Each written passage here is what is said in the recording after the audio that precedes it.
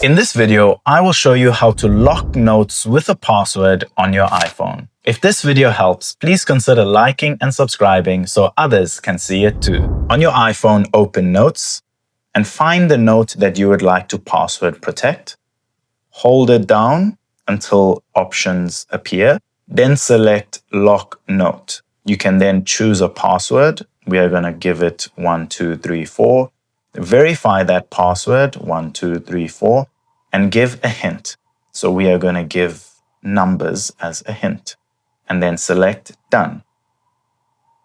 You can now lock this note. So now if I want to open that note, when I click it, it will ask for a password and I simply add the password 1234 and I can now enter that note. If this video helped, don't forget to like and subscribe.